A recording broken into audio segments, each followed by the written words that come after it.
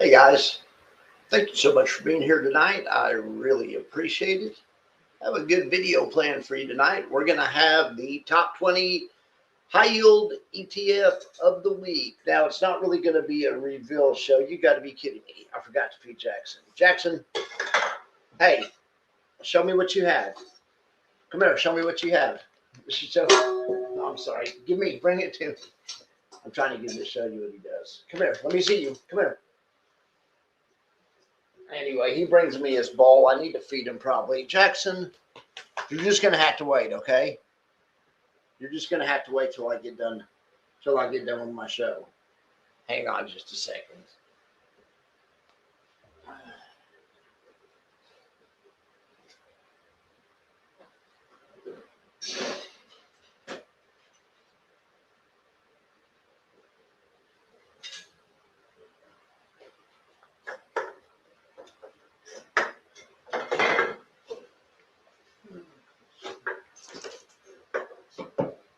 All right, I got a fresh Coke sitting right here. I knew it was somewhere over there. All right. How's everybody doing tonight? All right, guys. Thanks so much for being here. Appreciate it so much. All right. Let's see. I need to clean up my freaking desk back there. Anyway, um, let's talk daily factor. Why don't we? Let's share the screen. We got Z Bikerman. We got BR in the house. BR. I was gonna make it a closed-in fun Saturday, and I was busy doing other stuff all day, like you should be on a Saturday. And I thought I want to have a show tonight for sure. I didn't want to not have a show, so I decided just to make it the top 20 show because it's easy. It's fun to look at the top 20 funds, but I promise we'll do closed-in fund. We won't miss it next week. It'll definitely be next week. We were doing it every week for like 2 or 3 weeks, and I was starting to kind of get to know some of them and like them. We'll get back in the middle of that. All right, guys. Remember, it's not financial advice. Consult a professional advisor. All right, now let's share the screen and see what we have going on here. I've been really in a bad mood about this. I mean, it's not unexpected.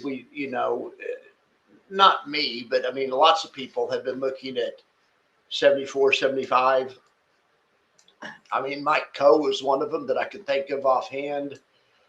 Anyway, but we drew this box a long time ago, and I said, if it fails, it might go here. So anyway, we'll see. It looks like we're there. And Bitcoin was down like 10%. I guess then we had a new 24-hour period start. I don't know how does Bitcoin. What's the day for Bitcoin? Oh, there it is. Well, anyway, because earlier wasn't it down like 10%? But I mean, the day reset, I guess. I mean, Bitcoin's probably, Zulu time or something. Who knows? All right, guys. Well, I just hate to see that. I mean, I always try to be positive too. Maybe this is the undercut that we needed, and then it'll take off. You know what I'm saying? But sometimes it just needs a second leg down. I mean, I don't know if this is it or not, but sometimes the second leg down could be just what you needed. I mean, it happened in March and April. In March, it leg down, and then it bounced a little bit. Anyway, this is nothing like March and April, but it happens in different time frames. It happens all the time in all time frames. The market's fractal. You can see it happen, shorter time frames, longer time frames. The second leg down is a very common pattern. All right. So yeah, that sucks. So but it still makes me mad. Let's look at all week in Wall Street. Now I always tell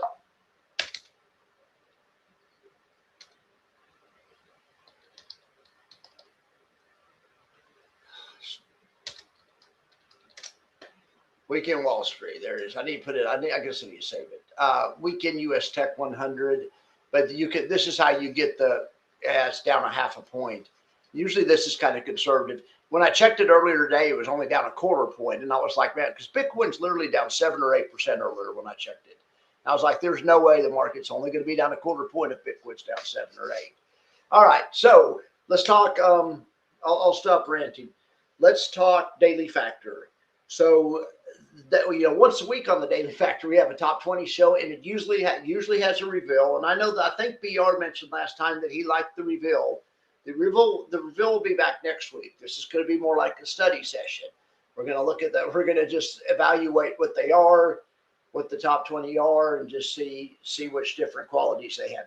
Now, I didn't have time to make the reveal, and I anyway. So let's just take a look at it and see what happens. See if your favorite fund's in it. I wonder who do you think is going to win? Do you think maybe Murney's number one this week? It could be. I mean, that thing's been on fire. Can you imagine? Can you even imagine if Murney went to number one? You remember back, I swear last summer there was one point when Blocks was like number 5, I think, and ULTY was like number 17 or something. I mean, so, stranger, and lately those have dropped. So strange things can happen. I mean, momentum happens, rotation happens. All right. So I got you on the wrong screen. Gosh darn it. All right. Well, hang on.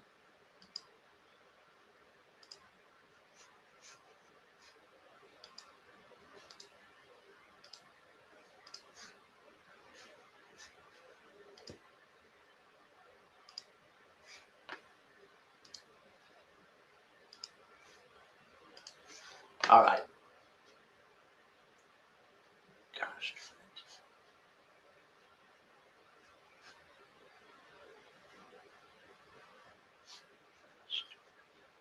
Hang on. Sorry about this, guys.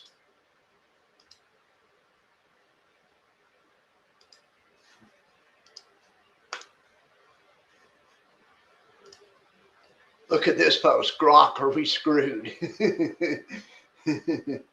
Oh, gosh. Want to see what it said? See what Grok said. Not screwed. Bitcoin's volatile and drops like today 7%. See, I told you, I swear I saw 7.8 or something. Anyway, are common in bull cycles. I don't know if common's the right word, Grok. Come on, Grok. Anyway, I'm just joking. All right.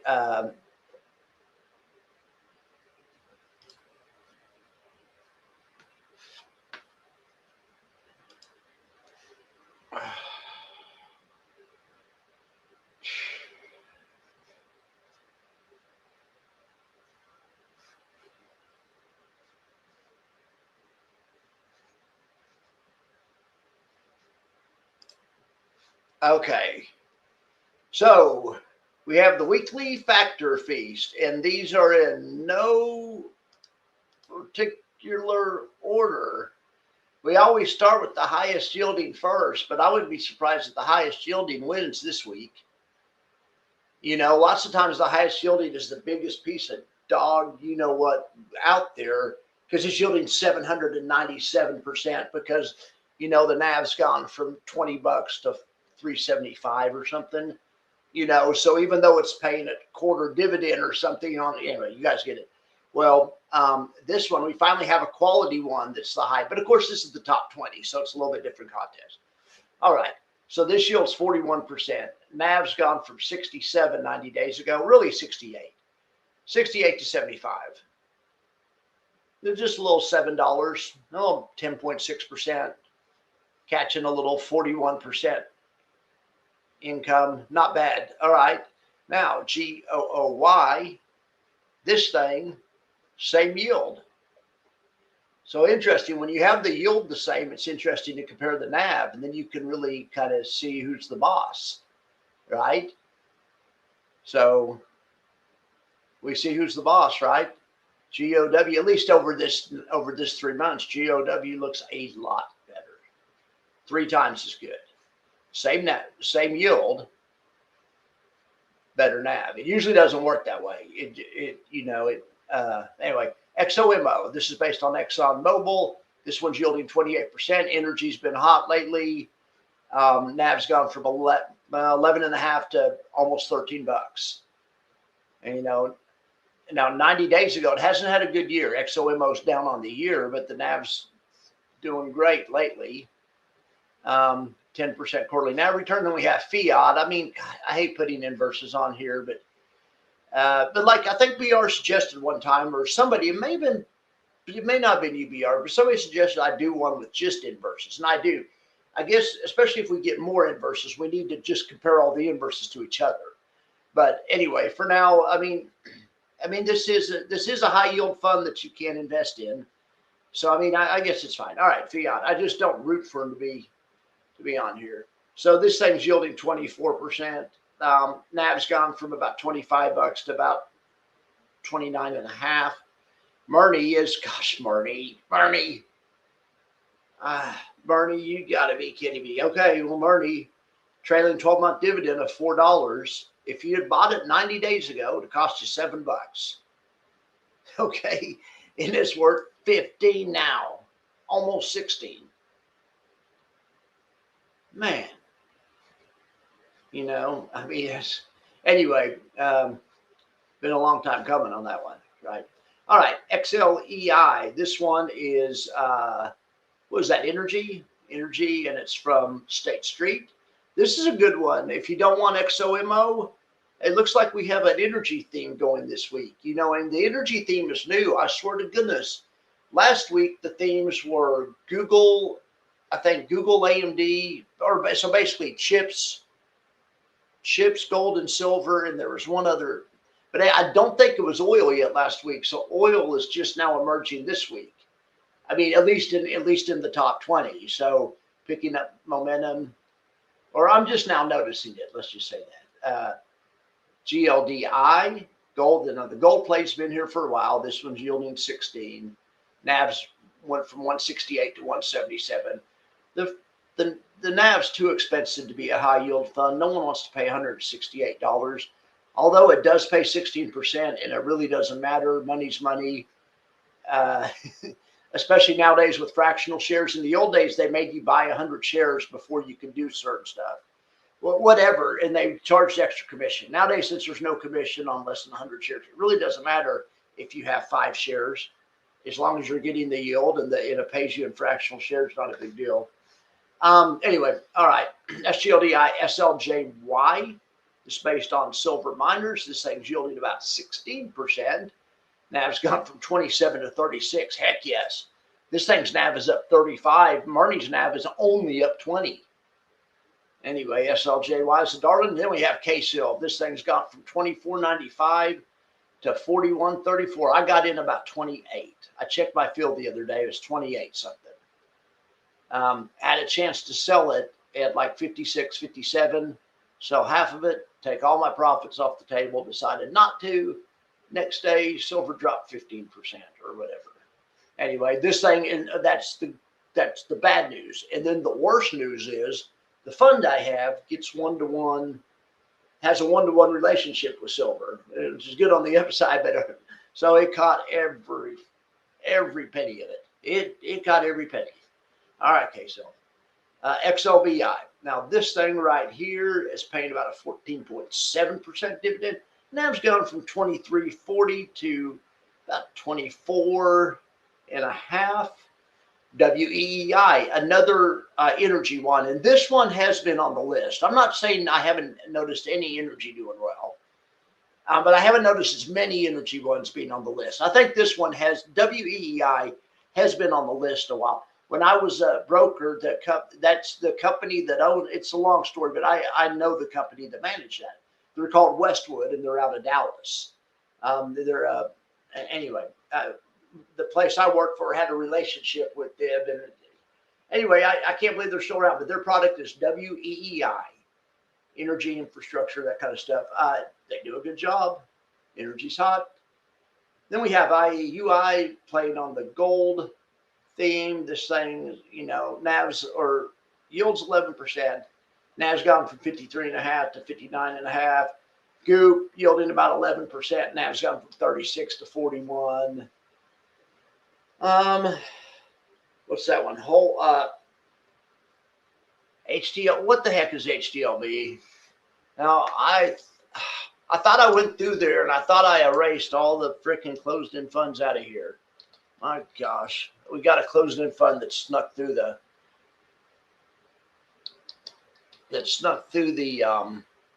Oh wow, actually not. What is this one? I forgot I added this one. Okay, interesting. So this is the eTrax monthly pay 2x leveraged U.S. high dividend, low volatility ETN, and it pays 11%. So it is darn sure. And I was just joking about closed-end funds. We love closed-end funds. Anything that pays a monthly yield. Quarterly is fine too, but really we focus on the monthly yield option-based stuff. But it can also be, doesn't have to be option-based. Anyway, well, I mean, heck yeah, 11% yield. Now, I will say they haven't recovered their NAV from the March sell-off yet. That's not usually that impressive. I mean, but I mean, but to be fair, they have a 9.8% quarterly. That's NAV only right there. Okay. And then over here where it says return 1 year, see that 32%? That's total return. See where it says performance for the year, 22%? That's NAV return.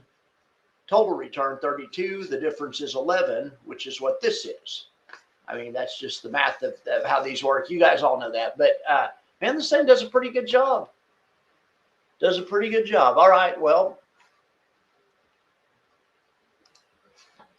all right. I thought it was one of those darn closed-end funds because I didn't recognize the symbol. But ASGI, I think, is one of those darn closed-end funds. Now, there's always going to be a few that sneak through. Now, these things are good, especially the cornerstone ones. And this is Aberdeen. And what's the other? There's one that's like really good. It's this one. This one's the one that's kind of like or this one and Cornerstone are kind of some of the best. All right. Well, this thing, I mean, pays 10.7%. And look, it recovered its March drawdown in May faster than any of the covered call funds did. I mean, I don't know exactly how they get their income. If it's, whatever, it doesn't matter. They're doing, I mean, the risk adjusted reward matters, and they seem to be doing a good job. Let's see if they paid a big end of year dividend. No, they pay 21 cents a month. That's all you get, 21 cents a month. This could be the same every month. If you don't want a dividend that's the same every month, you aren't going to like this stock. And if you don't like darn a huge dividend that's the same every month, don't get this one. For sure don't get this. For sure don't get this one if you want one whose NAV goes up all the time. Apparently. Now let's go. Don't quote me on that. Don't clip that. Do not clip that. Okay, the NAV actually went down in 2022, like you'd expect, a little bit. 2022. Went from 2072 all the way to 15. It's a 25% drawdown, and then it was in the dumps halfway through 2023. There's no such thing as free money, but lately it has been really good, right? And let's go to monthly. Okay, so back to the show. All right, ASGI. The next one is MDST. Gosh darn it. I think this is one of these darn closed-end funds. MDST. Yep, and it's that Westwood company I talked about again. Well, I mean, this stuff's hot. The Westwood Salient Enhanced Midstream Income yields about, what does that say, 9.8%? Oh, my glasses will be here Tuesday. I know you guys will be probably happy because I won't be going. It might be less distracting for you guys. It's going to be better for me for sure. Anyway, all right, there we have the second Westwood. I need to do a report on them. I like Texans, obviously, and local companies. They're out of Dallas, and they've been around for a while. I mean, this is like 94. I remember going to one of their seminars. Their founder, was giving a seminar, and anyway, a long time ago, another lifetime, right? I think it was when the Dow hit 10,002 at the same seminar, or sometime around the same time. I went to a place somewhere, and there was a Dow 10,000 party, and they were giving out hats and stuff, and it was around the same times, if I remember. All right, and I may not. All right, so MDST, we talked about that one. That's the other Westwood one, and then K Gold. We know all about K Gold. I mean, K Gold's only paying an 8.7% yield, but I mean the NAV's gone from 24 to 34, and that may not sound that good.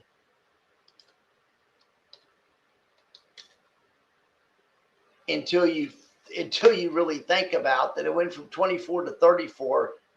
after dropping $9, it still isn't that, which is, or however many bucks that was. I mean, it looks like it dropped from about 43 to, it's $10, $10 drop. So, all right. So that one is definitely interesting. That's K Gold. And then the last one okay, well, then we have DOGG, Dogs of the Dow. So this is the value stock play, and that's the reason I think these are Dow Jones Industrial stocks, and it's a value strategy, and they're selling premium. But I mean, whatever. The NAV's flat. It's down 20 cents. Whatever. Paid 8%. Super steady, super safe. I bet it's super low volatility. We'll look at the stable dex. Yeah, there's the stable dex. 187 on the stable dex. So 87% more stable than the SPY. Then we have Spin. Now, Spin's kind of one that is kind of a stealth, baddie. I mean, it surprises you. It gets ranked lots of times a lot higher than other funds that I would think would be a lot better. But this one, actually, they do a good job. They pay a decent yield, but this quarter, they've gone from 30 to 33 basically, which is, almost 9% in NAV on an S&P fund. And it has not been a great quarter for the S&P. If you guys watch my Diversified Divas coverage every day, which I know you guys do, the SPY is up for the quarter 1.45. So if you have a fund, the Spin, that sells S&P index options, and you have a total return of plus 10%, and 8% of that was from NAV, these guys are doing something right. I need to do a review on them. Anyway, all right, so those are our contestants. Let me see who's here tonight. We've got 32 folks in the house. My gosh, thank you guys so much for being here. I'm just going to run through real quick and make sure that everyone's behaving themselves, and I didn't miss saying hi to anyone. Hey, Bond, what's up? We got Bond, Easy Life, Dividend DJ, and of course we got BR. And as usual, and we have Chad. Well, Chad is Easy Life. Sorry if I doxed you, Chad. Then we have, I guess that's it. There's Bond. You're done with WiMAX. They pay way too much. Yeah, well, I'll read all your comments later. I love talking about that kind of stuff. Yeah, Soxel's killing it. Yeah, I know it. Yeah. Oh, well, actually, I wasn't aware of that. I wasn't aware of that. Okay, we can talk about that stuff here in a little bit. All right. So, what do you guys think about this? Let's get this over with, and then we can just talk about whatever you guys want. All right. We're going to look at some other metrics because that's what I like to do. So, we're going to look at Max's Moxie. All right, and on Max's Moxie, it's actually GOOY, and that's somewhat interesting to me. It's just risk-adjusted yield, so it has a 41% yield, which is a higher yield than virtually any of the other ones. I mean, and it is on the stable dex. It's at 236, meaning it's 2.36 times as stable as the SPY. So mathematically, over the past quarter, you couldn't have got a more steady, safer. I know it sounds weird. I mean, but as far as non-volatile, as far as how far up and down it goes, you couldn't have got a better one with anyway. So that's good to know. Whatever. And then we have Goldie second. Now Goldie has a lot of stable, 3.2 on stable, and is paying a 16%. So it's paying a little bit. It's a little bit more stable. But it's not 50% more stable. You see, like you would have anyway. And then GOW, no one has an argument with this thing. It's good it's high on the Moxie. XOMO is high on the Moxie, and then we have XLBI and XLEI. Anyway, now let's just look at the stable dex by itself. What's the most stable fund? It's GLDI out of all of these. Then Goop. Goop's even more steady than GUI. The reason it didn't have more Moxie is because it only pays you a tiny dividend. The Moxie just measures the highest risk-adjusted yield. Now, there's more to life than just that. My short-term max factor looks at the whole thing, taxes and everything. But I just like to look at the ones that have the best bang for the buck, and that's this Moxie. But whatever. All right. Or that's one way to look at it. If you're talking yield bang for the buck, the max factor looks at the whole package and parses it out. Anyway, so I know you guys love ASGI. ASGI has super stable 225. A lot of these are DOGG. One thing though that's a little bit worrisome to me is a little bit worrisome as a trend for the overall market health that all these super safe ones are going to the top of the max factor. I think the market's getting ready to dump. I mean it's anyway. So that would make sense that people are putting are moving elevating strategies that will be on the safer side. Anyway, like energy and that kind of stuff. Midstream stuff. Anyway, so that's it for the stable decks. The Moxie. Let's look at the Quandex. Now, the Quandex is the long-term max factor, but this is everything. This isn't some niche thing.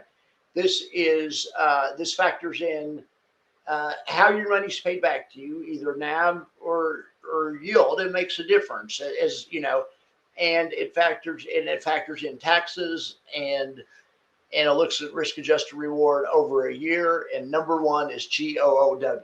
And since I already scanned over to the side, I was trying to keep that covered up the whole time, that darn thing. Anyway, so GOW is also number one on the short-term max factor. And I mean, who has an argument with this thing? It yields 41%. NAV's gone from 67 to 75. I mean, if we could find a fund that did this over and over and over again, and you could scale it, you could be, anyway. But it's good while it lasts. XOMO has been a heck of a run here too, catching 10% NAV upside and giving you a 28% yield. I mean, and a lot of safety. Both of these have XOMO actually does not have a lot of safety. It's a 76 on stability. It's a little lately anyway. It just looks back to the last quarter. Lately, it's about 75% as stable as the broader market. Now, K-Silv is like stable, whatever. You guys take your stable and shove it up your, K-Silv doesn't care about stable. K-Silv, like, I don't need stable. I don't need stable because I'm gonna run my NAV from $25 to $41. So get you some of that. Now, but of course, when you have a bad attitude like he does, you don't care about stable, you don't care about protecting the downside, as we could see from Friday. You darn sure aren't going to make the top of that. I'm glad that he's not right at the top because I mean, it's not as good of a fund right now as these other ones, or it hasn't been over the past quarter. GOW is the full package. You're getting the upside, the downside protection. You're getting everything. Whatever the results, you're getting what you want in the results. And same thing with XOMO. Positive NAV, stability, Moxie, the whole deal. Anyway, and then Fiat here, Fiat yielding 24. I mean, but NAV's gone from 25 to 30. So what you going to do? K-Gold. Now, K-Gold also, I'm fine with it being a little bit lower because it's also extremely risky. It's a 25 on riskiness. That's why this is risk adjusted. I mean, yes, it's good. Yes, its NAV is up 41% in a quarter, but yes, they also take a tremendous amount of risk to do that. However, it's paid off this quarter. It's also got your 8.6% yield, which has been true yield because you're not, you know what I'm saying. Anyway, so we'll take it. All right. And next is GLDI. Now this is on the Quandex. This is the long term, but really, there's only one that hadn't been around for a year on that. I can't believe that, and that's SLJY. So really, the Quandex could be the max factor and the Quandex are going to be exactly the same results. But usually we have a bunch that haven't been around for long enough yet. But anyway, it's going to be the same. And actually, the Quandex, Jonathan's formula, and Jonathan explained something to me in a way that made me understand it, made me think of something in a different way. And the short-term max factor is basically the Quandex. But I still don't know, just on a real quick way to do it, that the Moxie ranking's not really something good to look at also. I mean, and,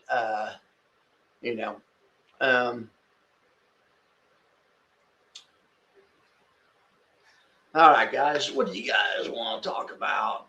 Tell them, Mark, this is Marcus having to get him Keep them under control. Now, Marcus is a moderator, so Marcus is a mod. So don't make Marcus mad. He'll put you in timeout. Fishes depend on the okay. So let me try to catch up on what you guys are saying. If there's anything that you really want to say to me, put it back at the bottom because I probably missed it. If there's anything you want me to react to. In fact, if there's anything you want me to react to, put it at the bottom. Okay. So Tiger's saying, in my opinion, 35 to 38 weekly yield is my max. Anything more, the fund needs to appreciate 1% every week. Yeah, that's just the math of it.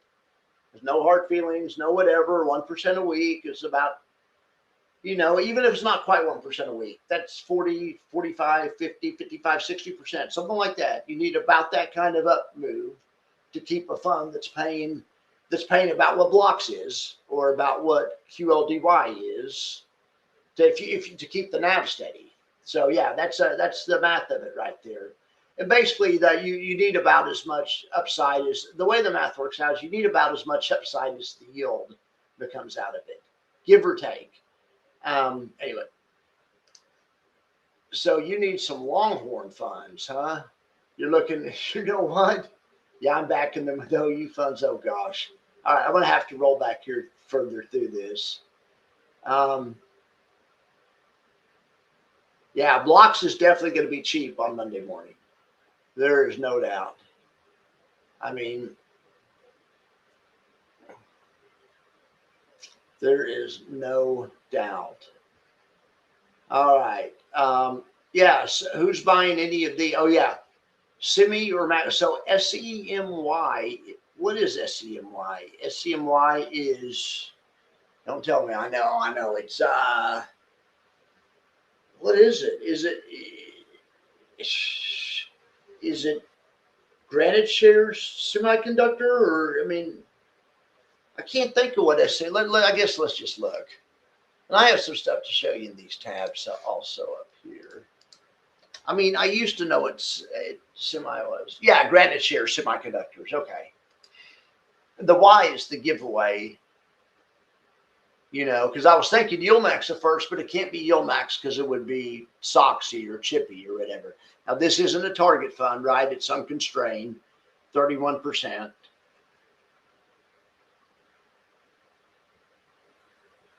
31%. So our semiconductors aren't in that big of a drought, are they? It's just this fund pays too much, I'm guessing. So what's the underline? Is SEM a fund? No. So let's just look at SOX. I think SOX is semiconductors. SOX, yeah. SOX with 2 X's is semiconductors. Yeah, so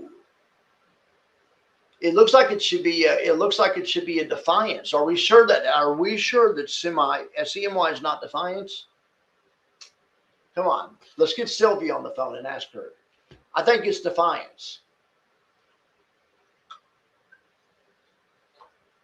I'm just joking, guys. All right, I need some more caffeine. All right, I'm going to read my comments for a second. You guys talk amongst yourself. Let's do this. Do you guys like when we do this? Do we need to start doing this again?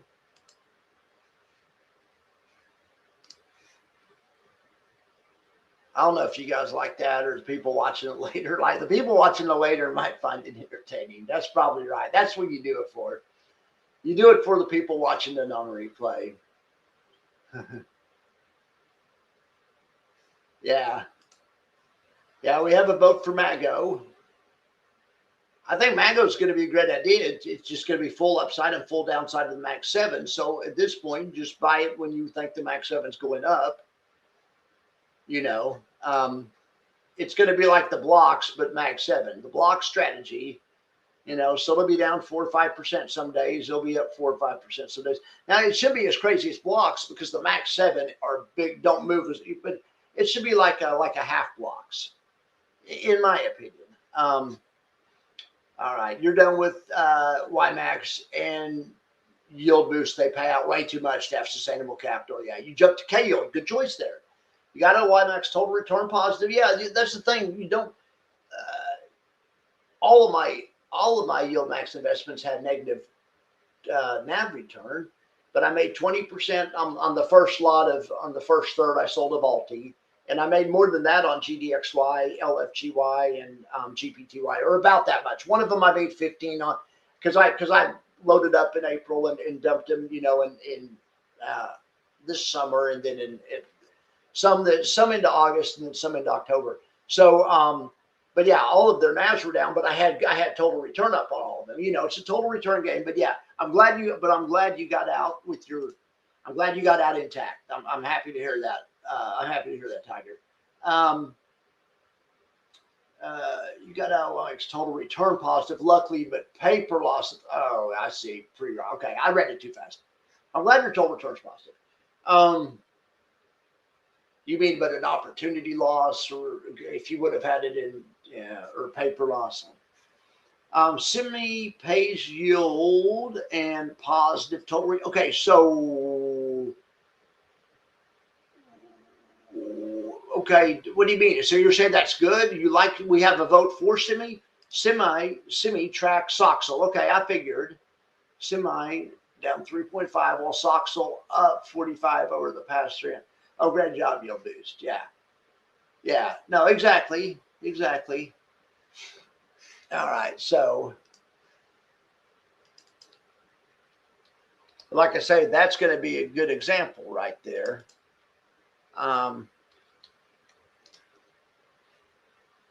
Yeah, that's a great example. So people are going to hate semi because they look and they say, look, the NAV.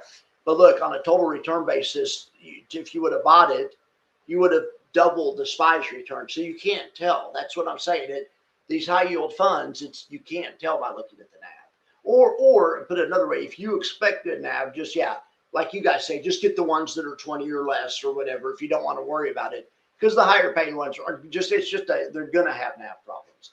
I mean, this one went from 24 to 20 and you beat the heck out of the SPY. I mean, not just by a little bit, you know what I'm saying? So whatever. Our friend Soxel is a heck of a trader and a heck of a market timer. And I've been back in Discord a lot more this week, and I've been in the option forum with you guys, and I've really been enjoying it. And I'll be in a lot more even the next week. And I'm back in the saddle, guys. Sorry I took a few weeks off there in early January.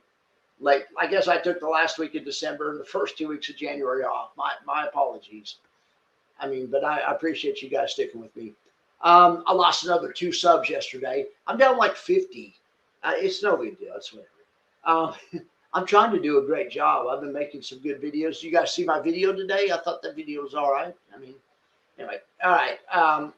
So Vaughn said, yeah, granite funds are like yield max. Total return ends up being lower. Let's see. Concerned about quick turn on out of bad experience. XBTY if Soxel tumbles. All right. Semi going to get hit hard due to the underlines. Oh, it's a 3x. Yeah. Of course it is, because it's yield boost. Of course it's 3x. Yeah, no, I got you. All right, so you're backing off their what are OU funds? I'm backing off them OU funds. I need all right. Hey Fish, how you doing, bud? All right, yeah. See, I think there's 2 sweet spots. I think there's a real sweet spot like it where T-SPY's at and triple QI's at 14, 15, 17, 18, 15, 14, 13. Somewhere it's a lot of yield. It's not like it's 8 or not, it's a lot of yield, but it's still somewhat, it's a sweet spot for a good area for compromise of being able to catch tons of upside. You can some funds can almost seem to have virtually unencumbered upside. Not really, though, not mathematically, because there's no free money, but almost just at that level. And you have to probably throw in the high teens, throw maybe FEPI and SFAL sometimes fall into that area. But then you get up in the 35 to 38. I swear, I think QLDY and blocks live up there in a higher area that can pay a little bit elevated, but you have to use more volatile underlines to, you know what I'm saying? They're going to pay more. They're going to pay a little bit more. They're going to have more volatile underlines So it's, you know, that, but that's the upper bound of what I would call reasonable. But it's to each his own. It's everyone's decision. But I think 35 to that's in. There's a lot of good funds that lie in that area. Think about K Yield. I mean, I like K Yield. I think K Yield's a good fund. I mean, I think QLDY is a good fund. I think blocks. I mean, I judge them by their option strategy and their potential and you know their that kind of stuff also. So, but I think those are good funds in that area that have a chance to be good. All right. Andre says, being an income fund, I don't expect it to get all the upside, but yield based funds invest about 90. Yeah, I'm happy when it catches a lot of the upside. I don't, because it's not free money, so it's not going to get. But I like the ones, you know, we do the report and you see it where the parent's up, you know, it is worth catching 80 or 90%. I think that's reasonable. And that's, but sometimes you see even yield max will occasionally get a little bit more, and the round hill will always get a little bit more because on the way up because of the leverage. But I think 80 to 90 is reasonable. And if you can have a good fund like Triple QI that can pay you a yield, T-SPY does it too, and catch like 95% of the upside or something. I mean, you know, that's, you have a good fund. You have a good fund. You guys want to do a stream on Discord? I'd be fine with that. I've wanted to do that forever, so we can all talk. That's fine. We'll do that sometime. So Chad may take some distributions at the end of the month and start growing. You're so good. Good. Yeah, Blocks is going to be down by $8. Blocks is going to drop like a rock. You never know. Crypto could bounce. I mean, I'm probably not. I'm not, but I'm just saying it. If anything could do it, it's Trump decides he doesn't like that it's down. You know, David Sachs and the guys in charge decide they don't like that it's down with one tweet. It's you know, or not. But I mean, did we attack Iran though? That's probably not. I thought I read that we did, but I didn't know if it was clickbait. All right. So Andre's advice is if you're running a yield boost, you might as well just cut the shortcut and either just set your money on fire or that's what you do. Just figure out what you're going to invest and take half of it. Just write yield boost a check and send it to them. And then call it good, right? I hear you. Now I had a yield boost product and just a starter position. It actually did fine. It did great. And I made money on it. MDST is an ETF, not good enough to be. Oh no, Brad, come on, Brad, not good enough to be an ETF. Oh no, he really knows how to hurt a fella. Next, you'll say it's not good enough to be a covered call ETF. Those are my. I'm just joking. All right, you guess Blocks will have a new. Yeah, of course. Don't trip by the drip. Sorry, Andre, but I'm positive 4 of those 5. Got to know how to play him. Anyway, I need to quit trying to read the messages between you guys. I'm not hosting it very well. But sometimes it's fun to see what you guys are talking about. That's not a very nice thing to say about Mr. Andre. Come on, that's not very nice to say about Will. That's not very nice. I'm just joking. We believe in free speech around here. I'm just joking. Yield Boost has paid me more than I've put in. Yeah, and me too. I mean, everyone said it's so bad and stuff, but I bought, you know, like I had 5% of my account in it at one time, just a little starter position, 4% or something in YSPY, and did great. I mean, I just, you know, but I got out before the market dropped. I mean, the market went back up, but I got out like in late August or something. I mean, I figured the market would probably, you know, drop. So I kind of did a little swing trade with it and did fine. You miss your TSYY, lots of emotion. I hear you on that. Andre saying, if you like to get raw, more power to you. These guys are having a little fun in the chat, which is fine. We believe in free speech. And then Marcus is saying there's always a way to play these. Yeah, and also their thing is, and at the end of the day, they aren't for everybody. There may not be a way for everyone to play these, but yeah, I can usually find a way. Marcus could usually find a, you know, some type of way to try to.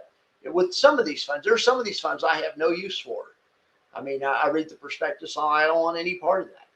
And then some funds I think are good and I'm wrong. I buy them and then sell them, like feet, or to be honest, WPay, or not WPay is bad, but sometimes you can't pick them right all the time, whatever. Um, all right. What else you guys want to talk about? We're going to look at some other stuff. I want to show you guys some option stuff. So you want me to look at semi, but we already did that, right? All right. So you can get 100. So you're really high on this semi. You aren't just joking. Okay. Well, I mean, that's, I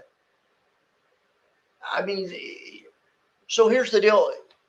The chart almost, or the chart matters, but you can, of course you can. You could also probably get that in, could you get that in SOXY also? Okay, not 100%, but maybe 60% of growth. So anyway, well, all I'm saying is it's based on, it's because the semiconductors are doing good. I hope the semiconductors keep doing well. But yeah, if you think they're going to keep doing well, I'm sure this, other people are buying it too. How much money does it have? 41 million. Yeah, I mean, we had 5 million to come in on Friday, 1 million the day before that. I mean, yeah, this may be the next hot one. I know Soxy and Chippy have made a lot of have compounded, well for a lot of folks. Max Chat recap.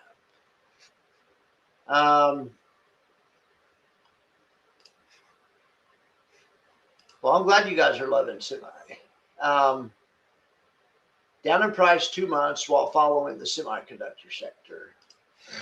Yeah, 10%. 10% down in price, but it's beating the SPY. Total returns beating the SPY. So I'm saying, so it's down in price, but it must be paying just gigantic monster dividends. It paid 55 cents. I don't have any. I don't have a dog in this fight, but what, didn't we just pull this one up and wasn't just making the SPY look like a, I mean, I could be wrong. Maybe I got the wrong date in here or something. Yeah. I mean, that's why I don't look at NAV. I mean, NAV, that NAV's the NAV return is the NAV return or the yield are two things. Don't look at those two things. What the fund managers say, right? Total return's the thing to look at. But NAV return can be very deceptive because lots of times you see a fund that's down 20% and it's beating the SPY, or sometimes you see a fund where there's NAV down 20% and you don't want it, but you don't know in advance which pile it's going to fall into. And yield is definitely the worst thing to look at on these, because yield is probably the most deceptive thing. It's weird that the yield picked the winner tonight. That the highest yield one was also the highest quality one. I made a top 100 list. If you guys want to look at any specific ones, we can look at anything in the list. I downloaded a top 100, and I have other stuff to show you also. I'm just making sure I have all the comments. Oh, Max is getting close to my Discord comments. Let's see if I get invited to the cookout. I don't get it. What, you just want to do a live chat on Discord? I don't get it. Here, I'm going to skip past it. Texas hockey storms. Andre careful. No reverse split it. What? Max is.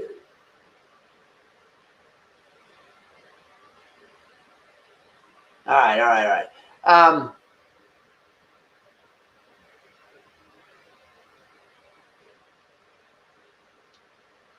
All right. Tiger saying K-Yield, huge vote for me, Max. It's mini Alti without all the drama, without all the volatile stocks. Yeah, gamble,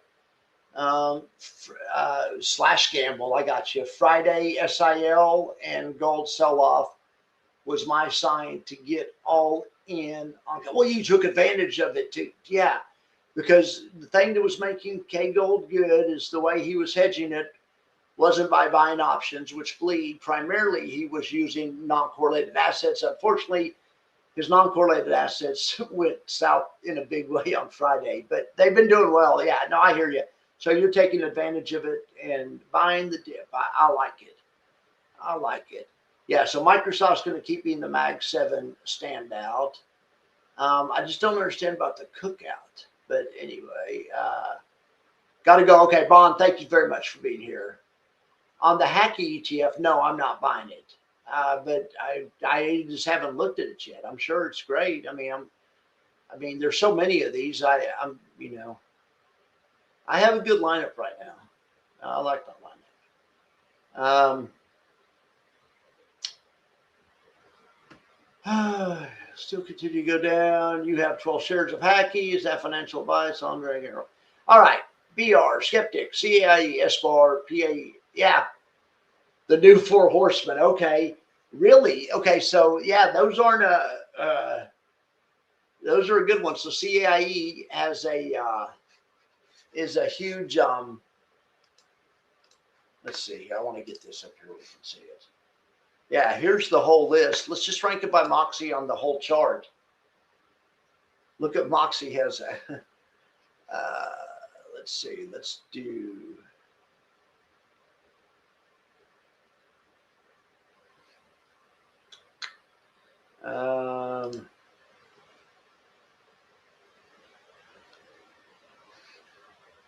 Yeah, this is Moxie. I forgot. So Moxie's different than Max's. Anyway, I had to. This one lower is better, but iSpy is number one. Of course, we all like iSpy, K-Silv, QLG. Believe it or not. Anyway, all right. Well, this is the whole list. If anyone wants to look at anything in particular, let's look at the best 1 year total return. WiGold 100%, GDXY 56%, Goop 55%. Silvo 44, Soxy 44. So here's an example of what I was talking about, Andre. If you just look at NAV return, you might never get WiGold, or you might think, hell, WiGold is the worst fund in the history of funds. Or never. I mean, heck, these guys are ripping people off. It was at 48 a year ago, and now it's at, or no, it was at. Actually, WiGold is a good example. WiGold's going the right direction. Let me find one. Well, GDXY might look like a ripoff if you didn't know any better, because you'd be saying it's at 15 a year ago and it's still at 15. What the heck? It's not tracking gold, because gold's doubled in the last year. Yeah, but this is paying a 51% yield. Your total return on this thing for the year is 56%. It's the second highest out of a group of 150 funds we follow, yet its NAV doesn't go up. The NAV going up doesn't really have anything to do with the quality of the fund. It may not be a fund you want, but you can have funds where the NAV goes down and it can outperform funds where the NAV actually goes up. Anyway, but like you say, if you don't want those kinds of funds, you can stick with Curve and the lower paid ones. Here's another example. Here's, well, I was going to say GUI's NAV. Yieldmax actually got positive upside out of Google. Believe it or not, which is amazing. But like Curve does a lot better on yield because they pay like a fourth of the dividend. So they do a lot worse on yield, so they do a lot better on NAV. They pay a fourth of the dividend. So look, their product, Goop, that follows the same thing that GOOW and GOOY does, and gets about a fourth of the yield of those other things, is getting NAV, is doing well on NAV. So definitely, if NAV's, I'm not saying NAV, might be important to you, but what's more important to me is how fast my money compounds. And so, like I did well on GDXY, and I bet you my NAV was negative. So it's a case by case basis, but in my opinion. So let's see if there's any of these other ones. It is kind of rare to have one where the NAV is down and it has a great 1 year total return. But the only one that falls in that category where the NAV's down or sideways and you have a great 1 year total return is GDXY. Definitely falls in that category. Let's look at some of these other ones. Let's see.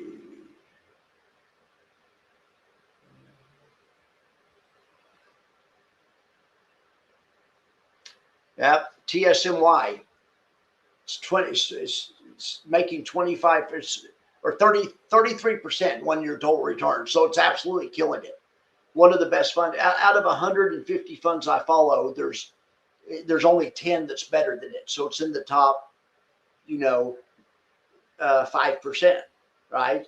And its NAV is its NAV is down. It went from 18 to 15. So you can't always tell. I mean, let's see if there's any other ones that have. Yeah, look at this one. NVDY, one of the best ones out there. A lot of people call it the GOAT. Well, the NAV went from 19 to 14. But it made a 23% total return, or 1 year total, or 30% 1 year total return. So you just never can tell. NVDY is a good one, or I think it's one of the better ones. And that's kind of why I've been in the Max Factor, because the Max Factor really it tries to just give you the best ones regardless of what the NAV did, but it does factor in. The NAV does play a part. You definitely don't want the NAV you don't want a NAV that drops 90%. I'm not saying that, but if you have a NAV that drops 10% and the fund pays an 80% dividend, that's sometimes that's fine. Sometimes you make a lot more money that way, right? All right.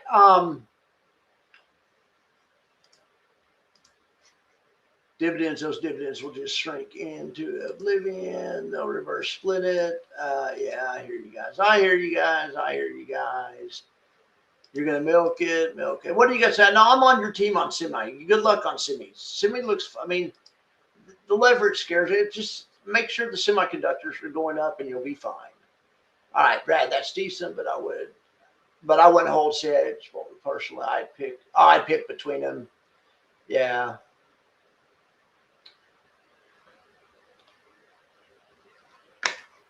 Both hands, buying with both hands. Compare Semi to Soxy with dividends. Yeah, we can Semi to Soxy with dividends. Semi will spank it. It should, because it's been in a bullish market. But Semi does that leverage.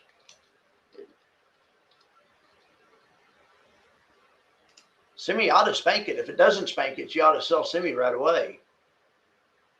Yeah, that's not a good look. That's not a good look at all. Look at Semi's NAV went from 24 to 20. Soxy's went from 56 to 66. I'm not picking on Semi. I'm just saying that. But that's, anyway, it doesn't matter.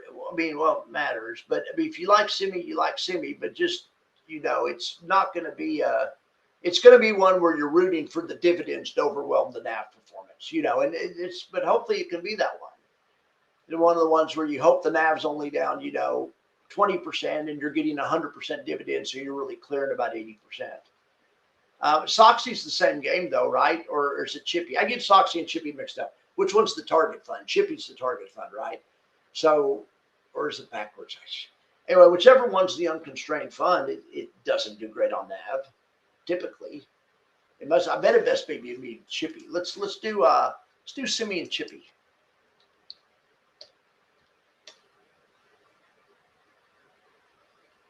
Yeah, that's not a great look for Semi.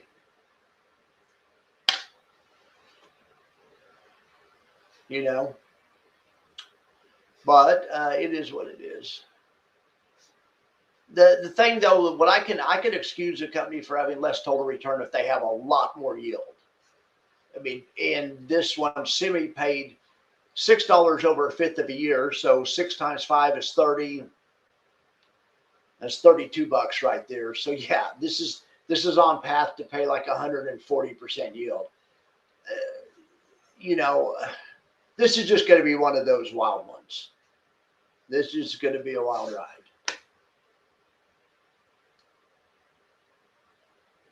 You're in the Discord chat room. Well, I can't get in there.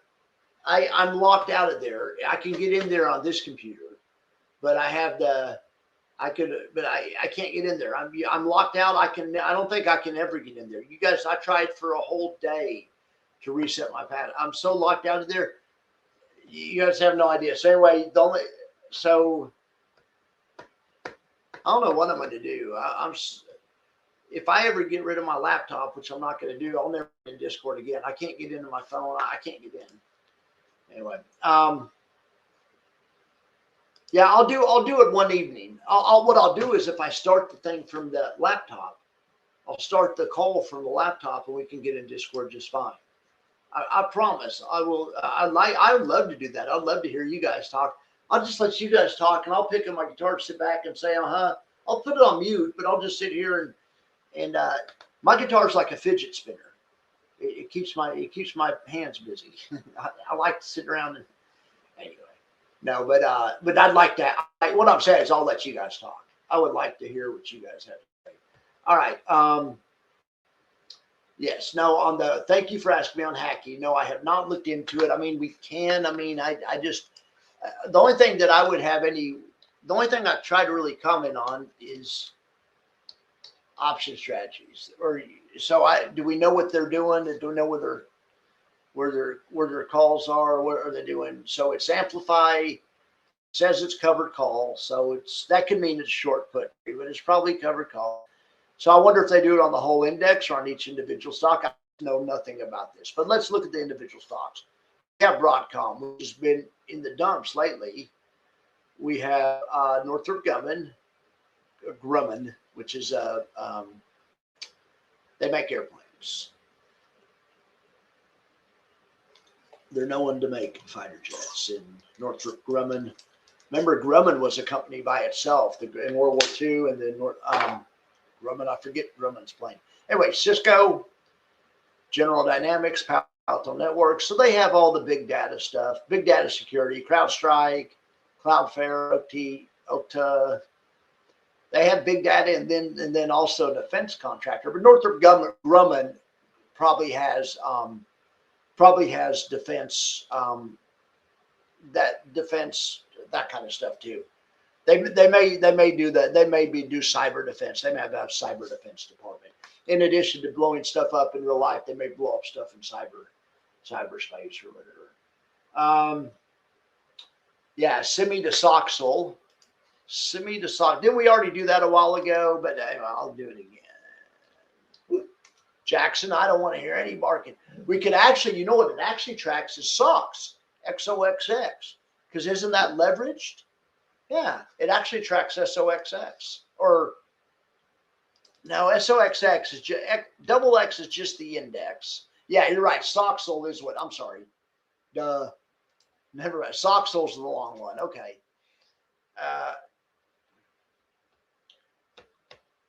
Not tracking it very well, is it? Dude, I'm not assuming. I'm just saying this. When I look at stuff, I'm just showing you it looks to me like if someone stuck a gun in my head and made me get one of these.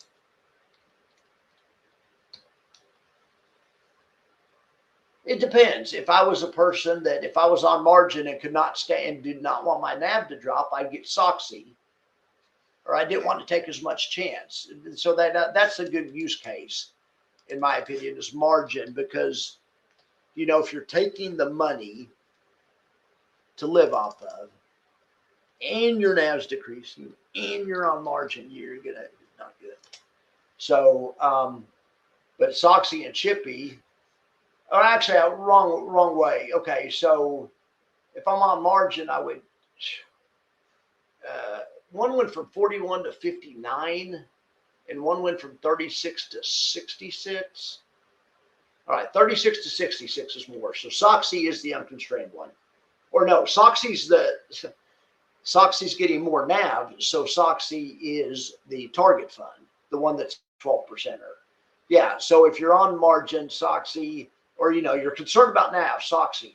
Now Chippy did well on NAV, but made it, it's not, it won't on a regular basis, it won't do as well as Soxy just because of math, just because of all that extra yield. Look at the difference because the beginning price is close, and look at the difference in dividends, 17 instead of 5. I mean, the dividend's 3 times the size. A little bit less, about, a little bit less. So, I'm in Discord. I locked myself out. Whenever the trolls got in the Discord that one night, It was miserable, and I was having to. Oh my gosh, me and Bank Shop Bo, and some of you guys were helping. Marcus, I think. Marcus, I don't know. I think he was out with his woman that night or something. I don't remember Marcus helping much that night. But anyway, it was no one was here. That's when the trolls hit. No one was here to help me. I was getting cancellations. There's a guy in Discord that said this stuff's sick, and I go, I know it's sick. I mean, I'm deleting as fast as I can, and he said something, and I said, I know, I'm working on it. Eventually, he said, I'm out of here. This is gross, and he canceled. I haven't seen him since. He'd never.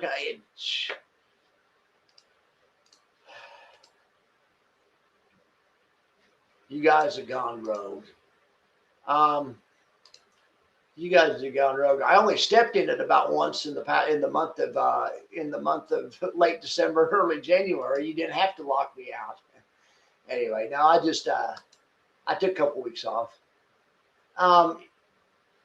Y'all shall keep POW on your radar. It holds global business involved in the electric supercycle. Yeah, POW. Powell. Yeah, you're right. Simi's not catching any upside. I know it. I'm just giving you a hard time. All right, Brad, did you ever get the free pizza? No, I didn't get the free pizza from the trolls. That's the thing. What they're doing is they're trying to intimidate you. They're trying to say, hey, they're saying what they do is they call you and they say, or they no, if they can send a pizza to you, which they didn't. They didn't send a pizza to me. They don't have my address. They thought they did. What they'll do is they'll send a pizza to the address they think they have. It's a complex scam. They'll actually send it to your neighbor, and then they'll send you a text message, and they'll say, hey, this is your neighbor. Did you get my pizza? Or no, they'll send it to you, and then they'll say, hey, this is your neighbor. Did you get my pizza? I don't know, dude. So I looked into it. But anyway,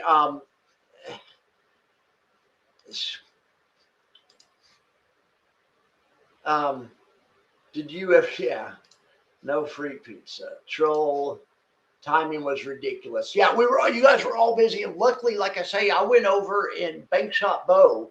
It was like a Saturday night or something, and Bank Shop Bo was there, and he helped me, and also somebody from our Discord that's not a regular in these meetings, but it's a nice guy that's always. I don't know. One of the guys from our Discord had to teach me how to, because I started blocking people instead of banning people. I didn't know the difference between blocking, and I had it so jacked up. I mean, it didn't get fixed for 2 or 3 days. It took me a while to root them out. They were also putting fake people in there. They put in a guy that was supposedly from Kamir's Discord, and one of you guys vouched for him and said, yeah, I know that guy's all right. Somebody in our Discord vouched for him and let him in, and I finally had to kick him out. I think he was the one doing it, because I kicked him out. I've never had another troll attack. But he was able, from being inside our Discord, to put his face right here to do this.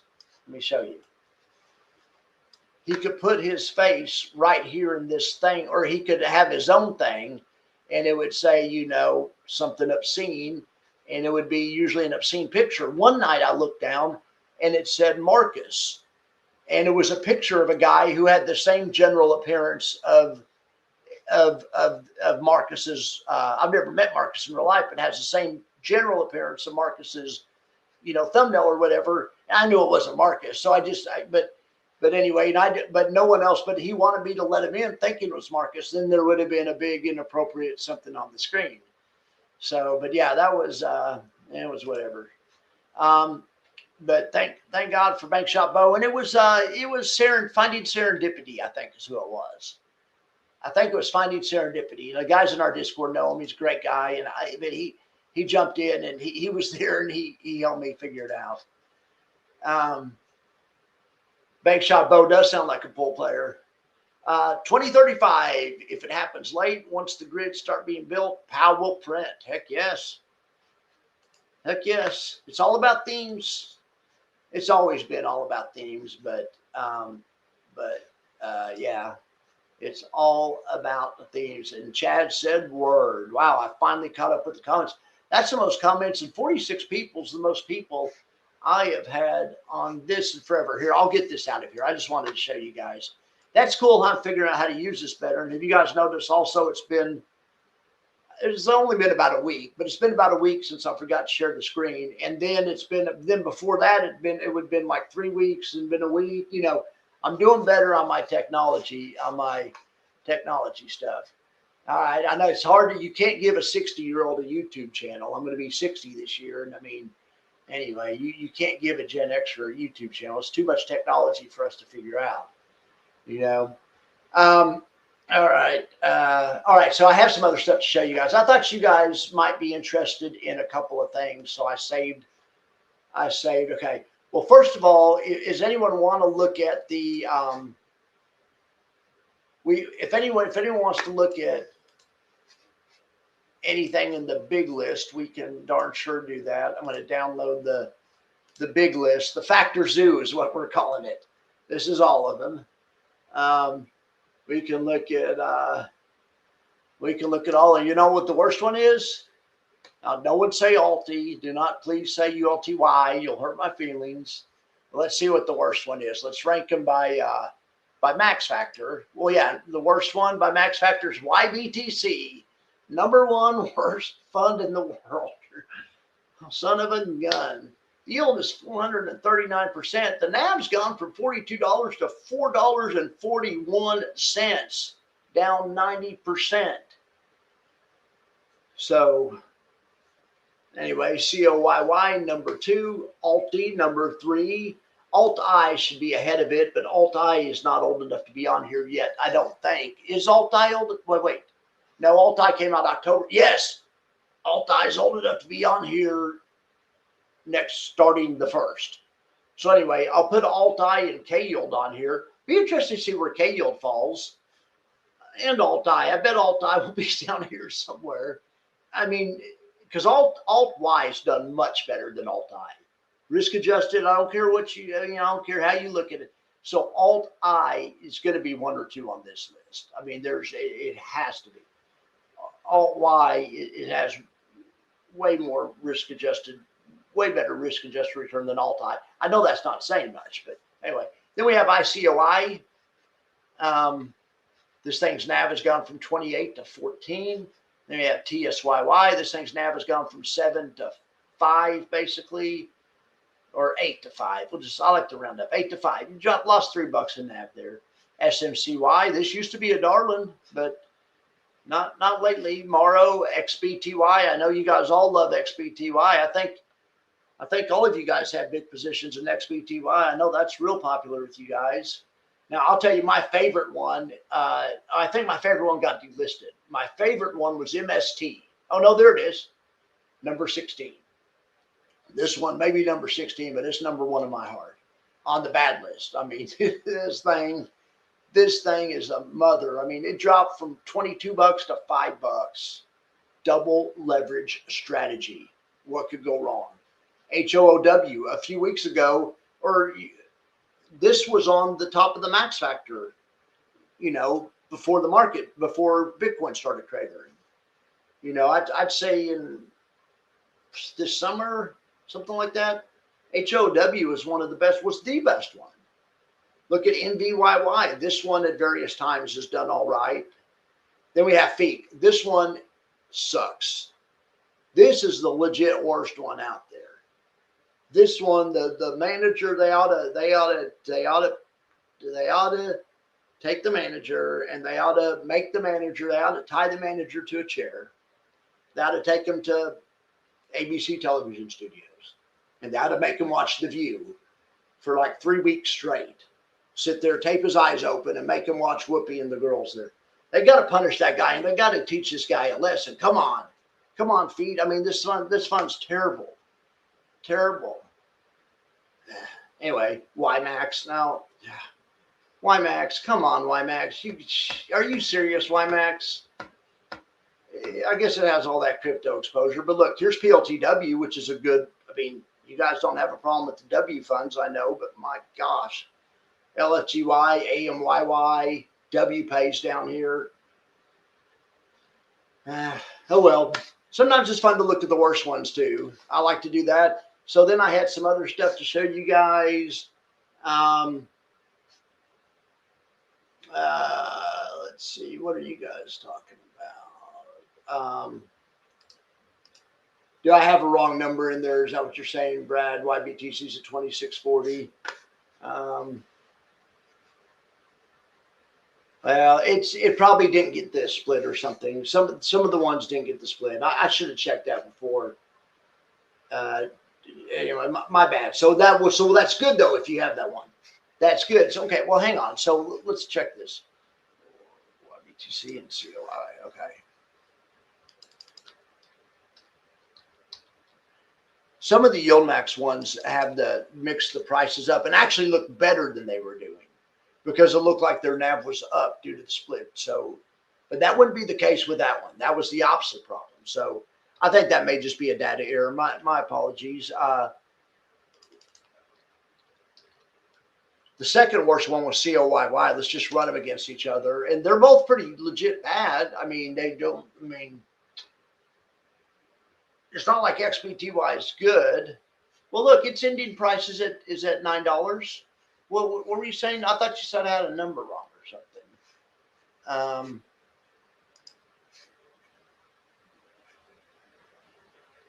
Well,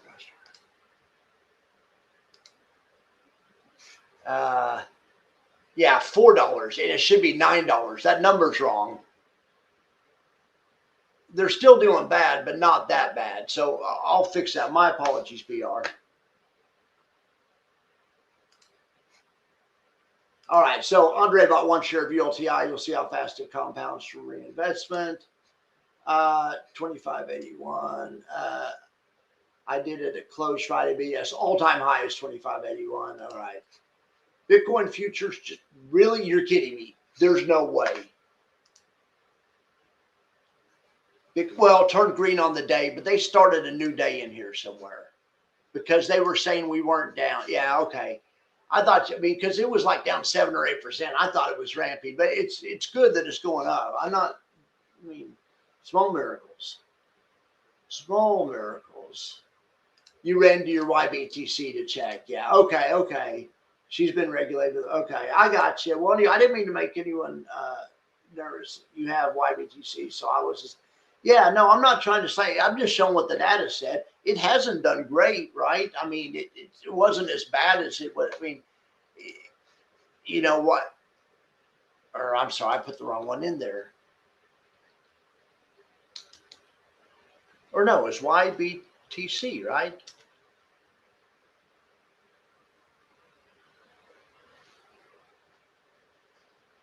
I mean, the NAV's dropped from, 48 to 26, exactly, which is what you were saying. Okay, thank you. Sorry, I'll go fix that. My bad. I'll go fix it. I'm so sorry. Yeah, it's not doing great. It's not doing great, but it's not doing anything like I was looking at. Yeah, not at all. It's wrong. It's down 10%. Yeah, I'm showing I'm showing 48 to 26, but that's a half a year. I'm not dogging on YBTC. You have to pick your horse. I picked my horse. I picked BITK because I like the uncapped at nighttime. Hasn't been working out well lately for me, but if you just run those two against each other, YBTC is beating BITK, but by less than 1% on total return. And NAV dropped from 45 to 26. The BITK's NAV is actually better, quite a bit better. I agree. They should go to monthly. Who should go to monthly payments? Oh, no one likes Will. It's actually, it's reliable income strategy. Yeah. Now, Will test. I can't know what all of these do, but I know what you guys talk about, so I know it that way. And then also, there's been lots of times where Will is in the top 20. Will does have good metrics also. The metrics verify what we feel, what we're seeing in the field, I guess.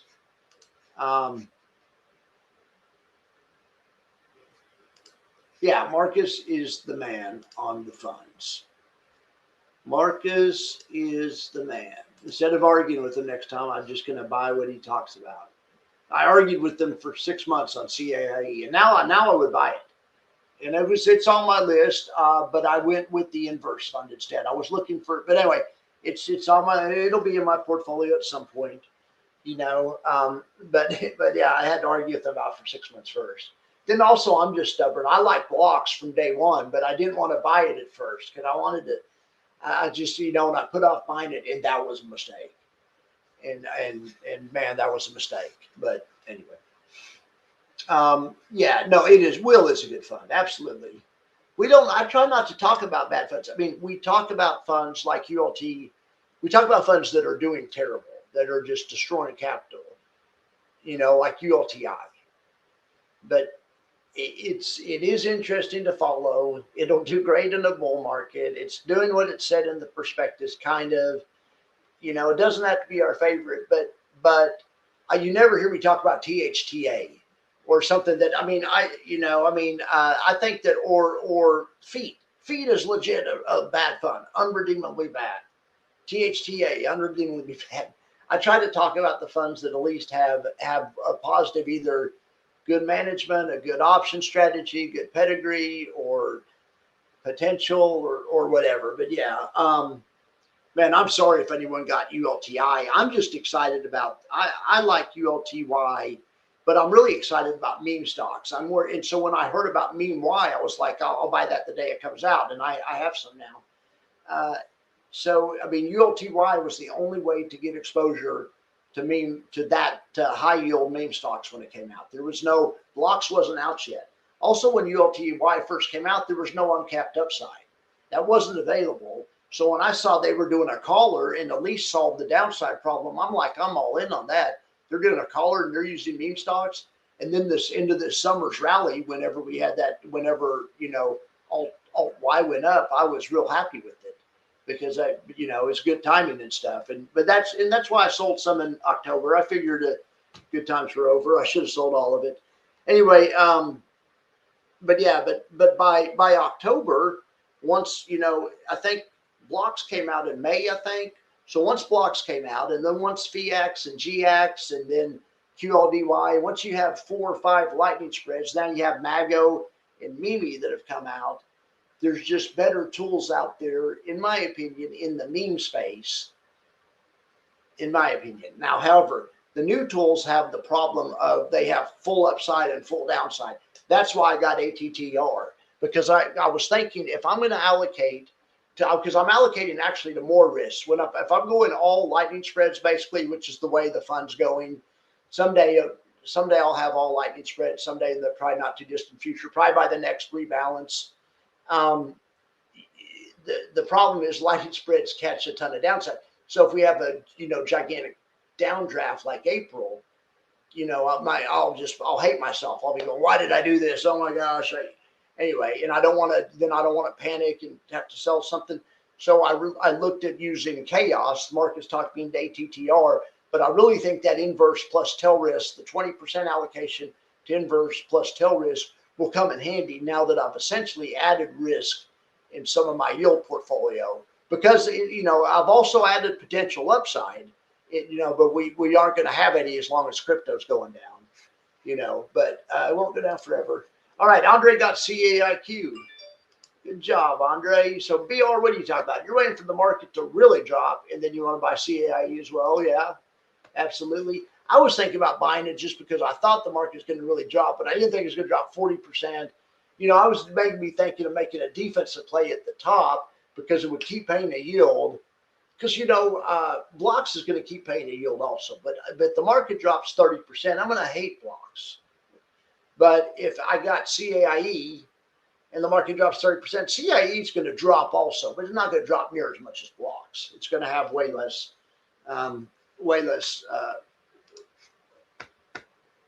downside. No, on the lightning funds like QLDY, they've announced some. Let's look at that. Oh, let's look at that.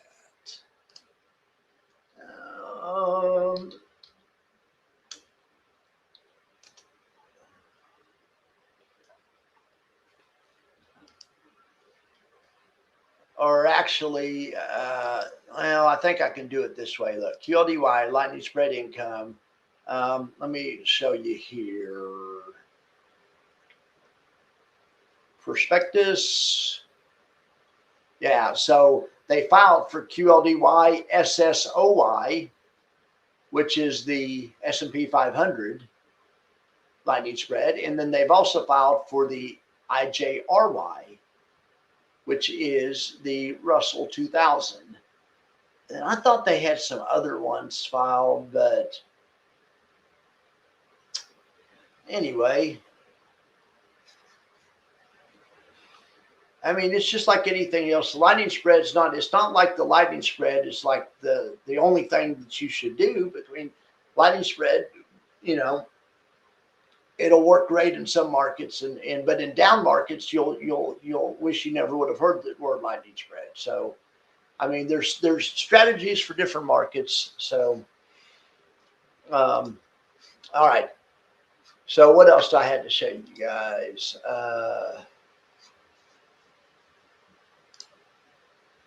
I made an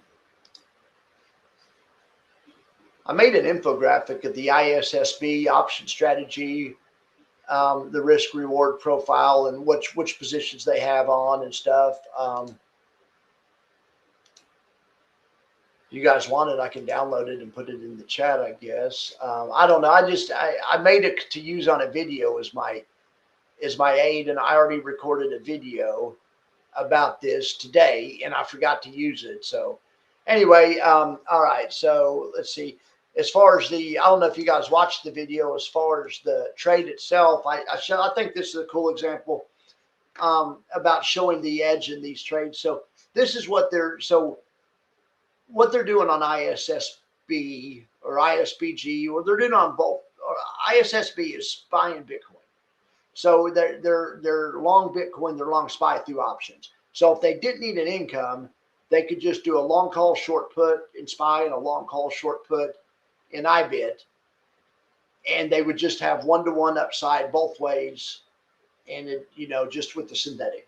But so what they're doing is they basically do that, but they do a long call short put and short call. So they're doing, it's called a covered strangle.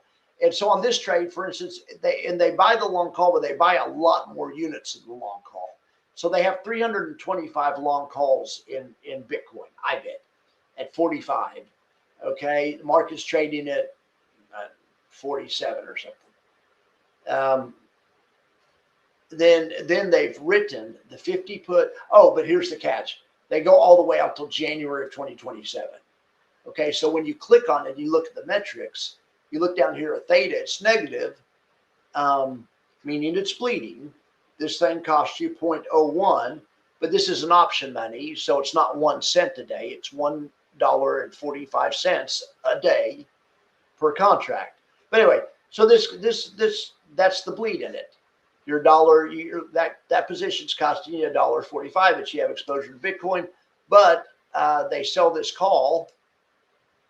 They only sell it 81 times, even though they have 325 longs. So it's partially covered. It's 8, 16, 24. It's a little bit less than 1/3 covered, or 1/4. It's about a 20% coverage, right? So they're 80% long to the market, through the long, in the money, and then they have, but then they have a few. So this is to generate enough premium to pay your yield with. And here's where the edge comes in. Look at this theta. See this where it says 0.03? That means this thing bleeds $3.30 a day, but you're shorted. You sold it, so it's bleeding into your account. That's why it's positive there. Anyway, so the other one costs $1.45 a day. This one is positive $3.30 a day, and then the put is positive $1 a day. So in any event, that's where the edge comes in. These are basically calendar spreads, and the edge, the idea is you have a long leg and a short leg, and the long leg is many months or a year out, so it doesn't decay at as fast of a rate. And it may cost more overall money, but the other one's going to be decaying at a faster rate. Typically, it's just a calendar spread, or you call it a diagonal. I mean, the two calls are just a diagonal spread basically. But when you have a call and you're using like stock, and then you have a call, it's kind of, I'm going to call it a lightning. It's really a covered strangle or straddle. This is a straddle, and it's covered because you have stock on it. So they call it a covered straddle. So this is a covered lightning straddle because it has the unlimited upside. They've lightningized the straddle. Anyway, I made a whole video on this, so go watch that. This is the SPY position. On the SPY position, they do have uncapped upside. It does, but they don't have it as much in this position. At least they didn't go home with as much. Maybe because they knew the market. Maybe because they knew the market was going to go down. I mean, this may look good for them. They're pretty much fully covered on SPY. Of course, Bitcoin's the one that's dropping, but SPY will drop too. SPY is going to drop like a rock. I mean, if Bitcoin really opens down where it is, anyway. But yeah, they're fully covered. They have 40 long calls, then they have 30 short calls, and then in addition to that, they sold 3 puts. So and they have both of those trades together, and they manage them separately. But the time decay from the call and the put, this put earns $17 a day time decay. This call earns $22 a day time decay, whereas their long position cost them $10 a day. The difference, in what they're earning off these, what they're making, that's their edge. That is their edge. Anyway, we'll follow those. I have a new trade called Take Your Wife to Dinner and Use Protection. And it's also a hedge, a bearish hedge. It doesn't expire. We'll talk about that some other time. It's not very interesting.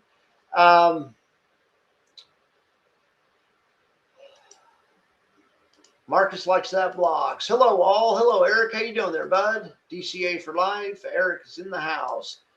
Yeah, you like ISSB. I got some myself. I just need fractional shares. Fractional shares are awesome. I mean, even if you can afford to buy 100 shares, that's awesome, because when it drips, you get fractional shares on the drip too. And it's anyway.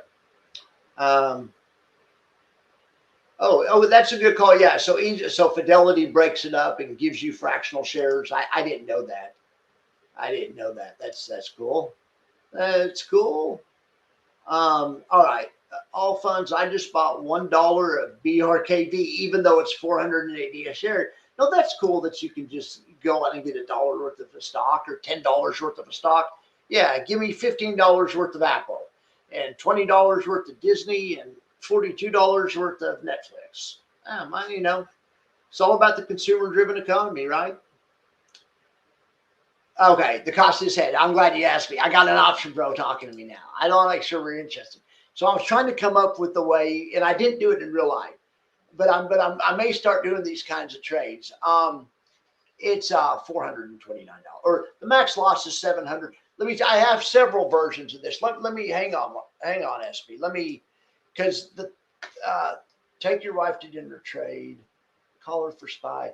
Okay, I have 3 versions, and one of them the trade's so good, brokers won't let you do it. It's a reverse calendar.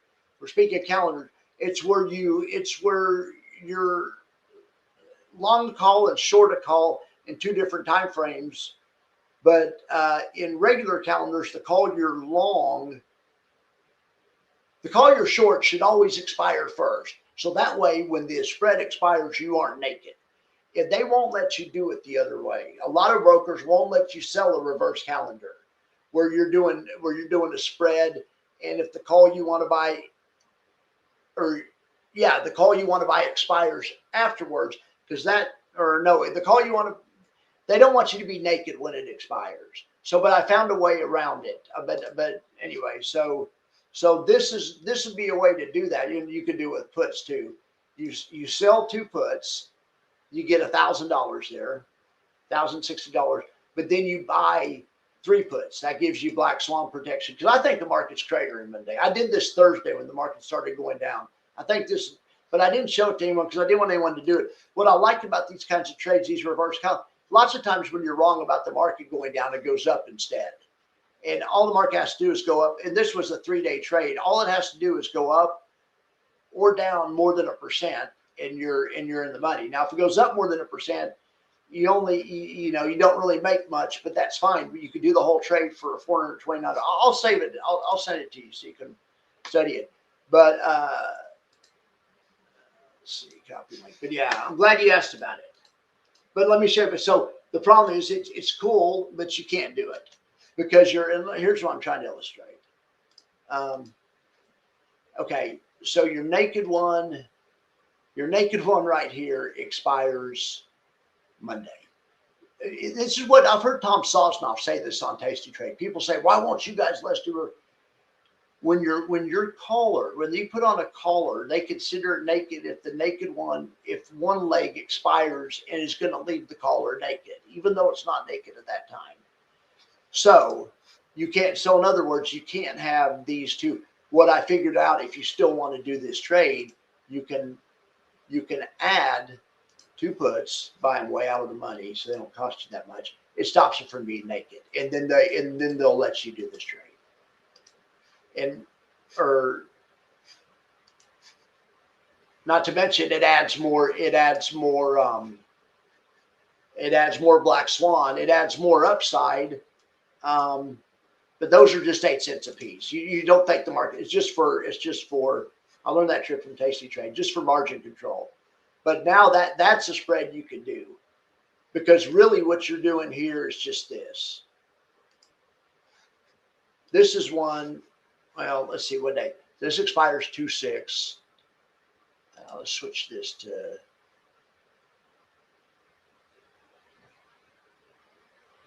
Well, no, we want to switch this to 2/6. That's the whole idea. Okay, yeah.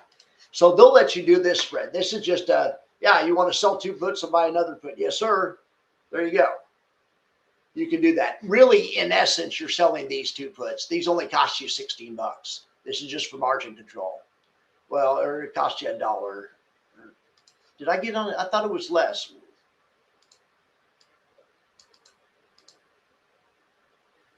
Whatever. I think I switched it somehow. It doesn't matter. I'm still illustrating the point.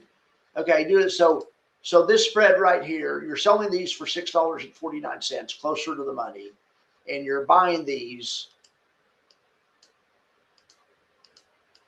Gosh darn it. For $1 a piece. Well, let's just look at the trade. So this one here is an $800 credit, but because these are spread so far, it costs you $4,800 margin, but they'll let you do it. So that's the cost of the trade, because then when you include this, and it actually lowers your max loss to $800, because you just made 3 bets that the market's going to go down. That this is your hedge. Yeah, so that right there, and I did this on Thursday, came this close to doing it in real life. But here's the thing, it's important to understand. And I know BR understands this. That's why he's asking about it. That's why I call it a hedge. This is a hedge because it's long volatility. You're long more options than you're short. Yes, you're short 4 options. These 2 don't have any because they're so far out of the money. Really, you're long 3 and short 2. Why does that matter? Because if volatility doubles, it makes it where typically this trade is more valuable as volatility goes up, although it doesn't look like it is in this case.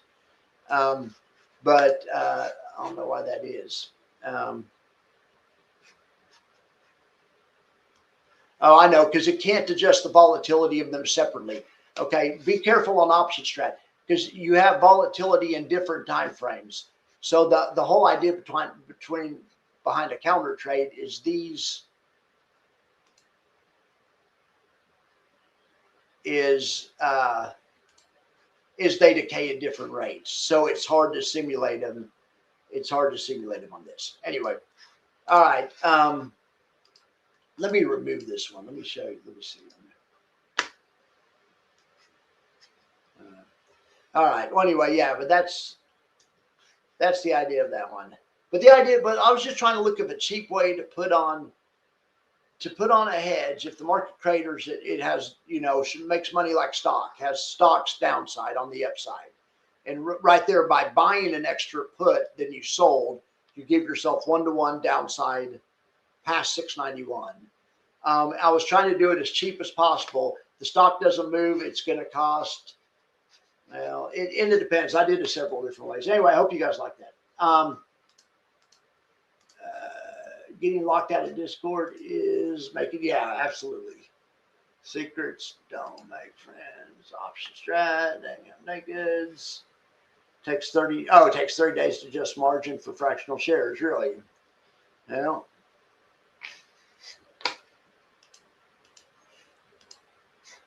so I did 3 different ones of these. Take your wife to dinner and use protection. Yeah, here's the 3.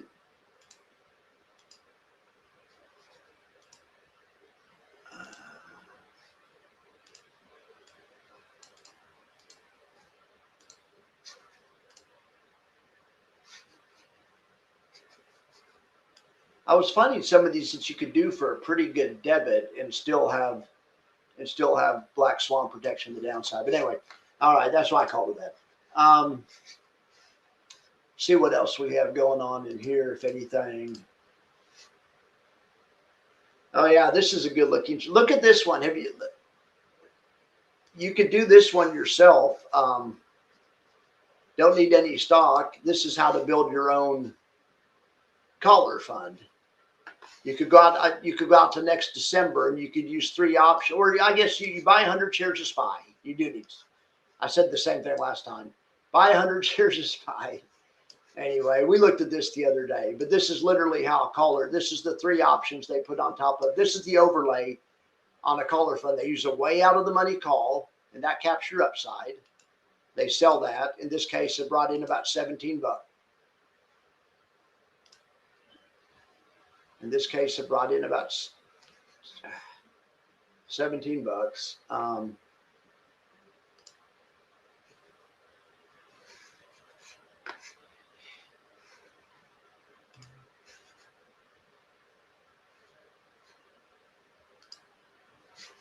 Anyway, these kinds of trades are interesting. I just never thought about. It's cool to think you could have a trade where you can buy stock and you can't lose money until the stock drops more than 11%. You could buy the SPY right now and do this trade, you know, and SPY goes up, you make money to a point. SPY goes down, you don't lose money until it drops more than 11%. If it drops 12%, you're down 1%. Seems like a pretty good deal. So put spread collars, how they do that. Then other than that, I don't think there's really much else we're looking at.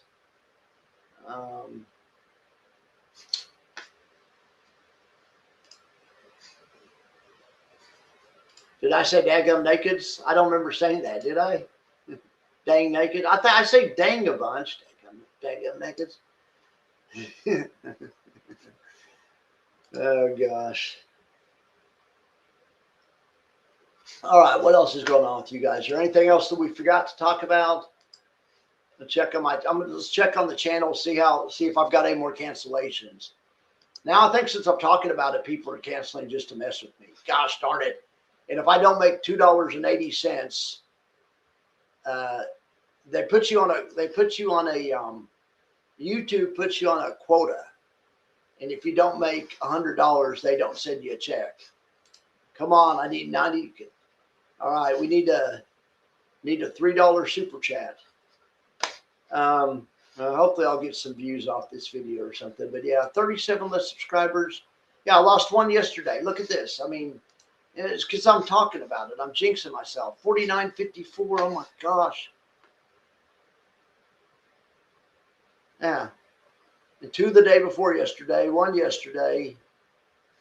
I haven't gained a single. So I mean, I get when I was taking time off. I get it.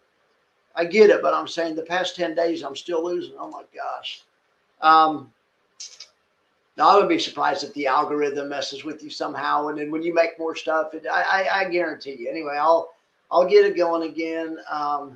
Hopefully I'll get paid. This was thanks to, who did that one? The other right there. That was, somebody gave me $50. That was huge. Who was that? That's huge. You know, it wasn't Chad. Chad sent me money to my PayPal. Oh, there you go. Andre gave you a super chat. All right. Well, now I'll probably be good. I'm upset now. Thanks, Easy Life. Thanks, Andre. I appreciate you guys. Dadgum nakeds. I'll say dadgum nakeds every night for $5. I'll do anything for $4.99. I'm just joking. Hey, I appreciate you guys. No, but seriously, it was Andre last time. Andre, did you give me the $50? Or no, it was Eric. It was either Andre or Eric. Hey, thanks, BR. I appreciate you, bud. Thank you so much. Thank you so much. I appreciate you. But anyways, whoever gave me somebody gave me $50 and somebody else gave a $10 sticker right after that. So it's really $60. But YouTube only gives you like 80% of it. So that's why it says 48 there. But anyway, thank you to you guys. It was either Eric or Andre, whatever it was. Then Andre gave another generous donation. I appreciate you guys. But anyway, I've got to get this. Look at this. So look at how far. Look at this. Let's just revenue. Now let's look. Last 28 days. Let's look. Last 90 days. I mean, I was killing out. Okay, now granted, see that one right there? That was when that's when Oracle gave me $100. I mean, or $300. He gave me 200 and then he gave me 100. Do you guys remember that? Anyway, but then that $47, that was just from me monetizing you guys' eyeballs. In November, I was doing a great job making viral videos that people just loved. So I want to get back to the November, and we're going to get back there. We just hit a little, it looked like the drought started. I did that office party. I did that Christmas office party and made $19. I mean, I didn't do it to make money, but I mean, that day was a decent day, to Friday, December the 12th. And I didn't do another freaking thing. I mean, these days I'm making $3. I mean, it means I may have done a live stream or two, but I didn't make any original. Live streams don't make any money. I didn't do any original content. I didn't do, I mean, these are all just, sometimes I didn't even make thumbnails. I just used the blank thumbnail. I did a top 10 list, but anyway, so that's my own fault. I've got to get this thing going back the right direction, but at least now I know, at least now I made the quota.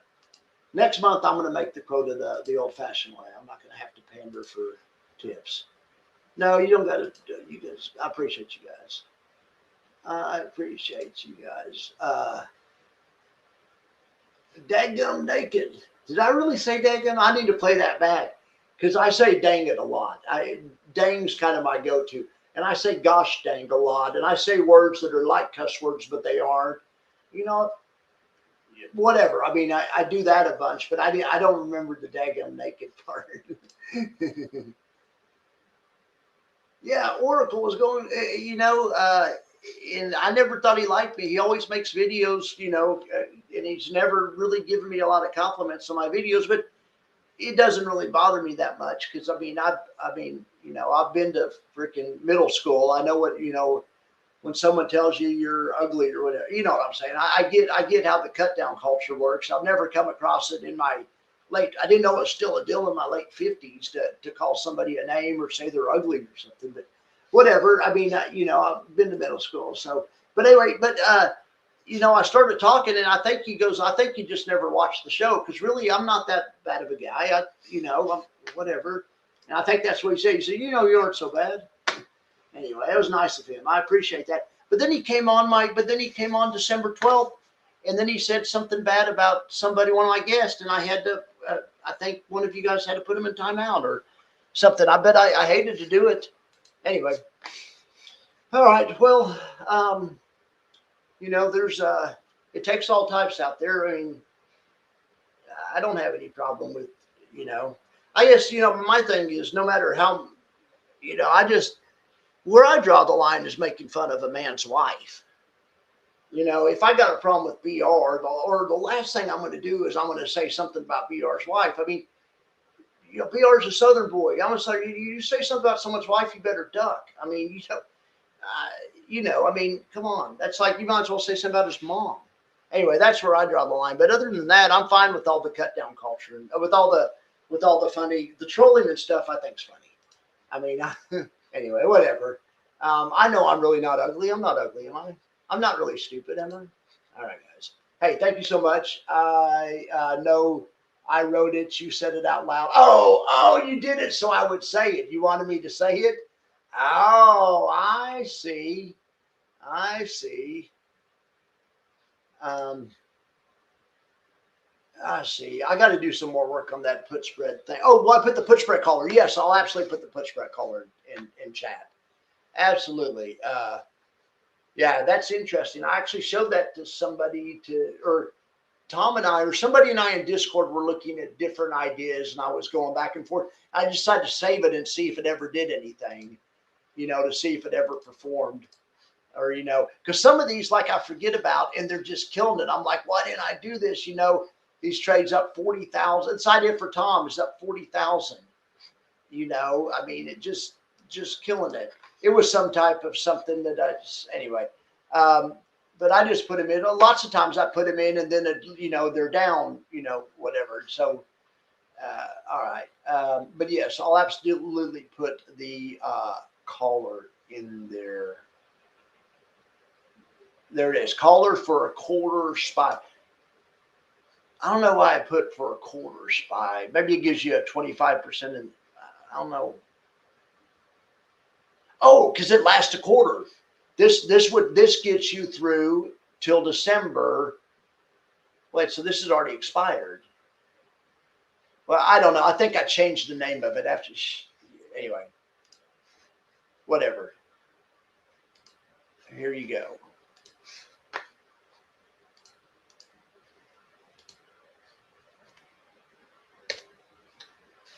There you go.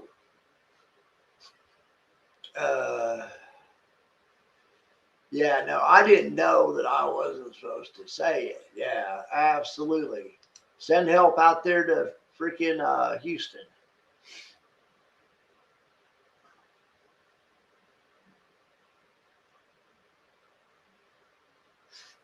All right, guys. Well, I don't see any more questions. Do you guys like having the comments up there? I've been forgetting to do that, but I bet the people watching it afterwards like it. And it is cool because sometimes if I guess, yeah, anyone other than me like pure MLPs and MLPAs.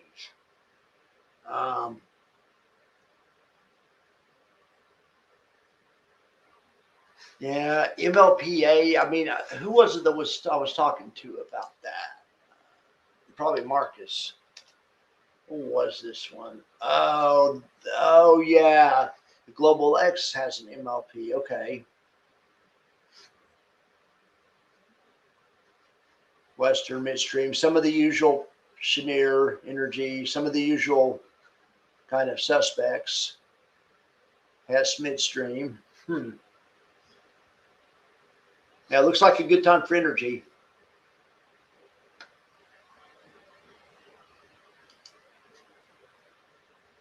Yeah, we'll do Discord. I'm all about doing Discord. It has been a good stream. I'm all about. In fact, I tried to get people to do that a long time ago. I never could get anyone interested, but I would love to hear you guys talk and hear you guys cut up. On the other hand, we don't want to copy Kamir too much. Some of his things go kind of. I don't know. I like. I don't know. Well, whatever you guys want. Whatever you guys want. There's no iron team. We're all on the same team together. All right, guys. Well, I appreciate you guys for being here. Thanks for helping me hit my minimum tonight. I appreciate it. I was going to have to. I haven't told you guys this, but I was just joking. I was going to make an inappropriate joke. I was going to say I have I don't know, what's it called? What did those girls have? I was going to make an inappropriate joke. What's it called? OnlyFans. Yeah, I was gonna have to go open an OnlyFans account and start making content on that if I didn't hit the minimum. All right, Marcus, I'm sorry. I'll be serious. People don't understand that MLPI is MLP's energy infrastructure. There are pure MLPs, which is midstream pipeline. Yeah, I don't understand that. So MLPI. Oh, I see what it is MLPs plus energy infrastructure, whereas an MLP is an actual investment called a master limited partnership, and there's ETFs or midstream pipe. What is that? What does MLP stand for? Master limited partnership. But midstream pipeline, it's always midstream in there too. Gets me messed up. Midstream limited partnership, master limited partnership. Anyway, no, I know you guys be civil, and they're always civil. One time I got pissed at Khmer because not at Khmer, but I went on their live stream. I didn't even want to be on their live stream, but it's kind of a long story. But I was trying to help Jay and Mike. They were introducing a new fund called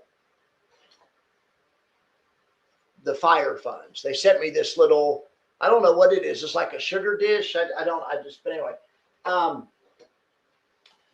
And I have some other swag too, but they were, and no one, and they couldn't get on any shows. And I said, you guys, and they were asking for ideas.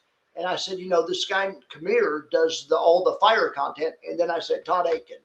And so I put them together, and also with Dividends. So I just like helped them get, because I did a show for them, and there's like, I don't know, like 200 people watched it or something. They were trying to get the word out. So anyway, I went on Khmer show, and I figured I was doing Khmer a favor because he's never had a founder on a show that I've heard. I figured I was doing their, I say, hey, these guys want to come on your show. And it's Mike Venuto, the chairman of freaking Yieldmax, was the guy that wanted to come on their show. And they were calling me a shill and everything. They're just being jerk. Not Khmer. Khmer's a nice guy. I have no problem with Khmer. But the guys in his comments and stuff, they're just jerks, And it's a jerk culture. And at least when I was in there, and I haven't been back since. Now, I met nice people in there too. I'm not saying everyone's a jerk. I know nice people in there, but I was like, I would end up, it wasn't Khmer. Khmer kept saying, oh, just ignore those guys. They were guys in the YouTube comments. They weren't from his Discord. But then there were also guys in his Discord too that were egging it on. But anyway, it's whatever. But I was just trying to help them out. They never had it, and then all of a sudden Mike Venuto wants to come on your show. Anyway, well, Todd Aiken sure appreciated it. And so did Dividend Stockpile and the other guys I set up with it. So anyway, I'm just trying to help out because these aren't for me. I said, I'll try to, the fire lifestyle, those just didn't do anything for me. Anyway, do you, Max, do what you like. We want to have fun, hang out. Yeah, I know, but I'm just saying for sure, we want to make sure our culture doesn't, anyway, it'll be good. Our culture's good. Our culture's good. What we can do is we can just have one and not record it. And we can cut up all we want. That's fine.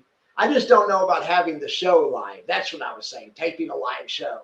And then you have people to come on. You know what I'm saying. But yeah, we can get together anytime you guys want. We can have a once a week, session or something. Absolutely. I'd love to do that. We'll get together and talk about freaking stuff. Heck yes, we'll absolutely do that. All right, that's the deal. We'll do that starting next week. And also, I want to start having more options content. I think on Friday live streams, I may have an Option Bro show and have one of you guys on, maybe BR, maybe SB, or maybe Rod or something. And maybe you can, and I'll ask you guys about your option trades for the week, and maybe we can look at option strat, and we can talk option trades and that might be fun. Maybe call it Option Bro Friday, have it something like that. I think that'll be fun. And Rod's doing kind of his Roddy content. I'm trying to think of something similar. And I'd like to, SB, NBR, and Mark, and lots of guys, Scramble, have all kinds of sophisticated, cool ideas they're doing. And I don't talk about them near enough and don't recognize them near enough. So we're going to do that as well also starting next week. All right, guys. Well, thank you so much. I appreciate it. And I will talk to you later. Oh, not financial advice. Remember, not financial advice. Please consult a professional planner. Don't forget to like and subscribe. Thank you so much. And you have a wonderful evening.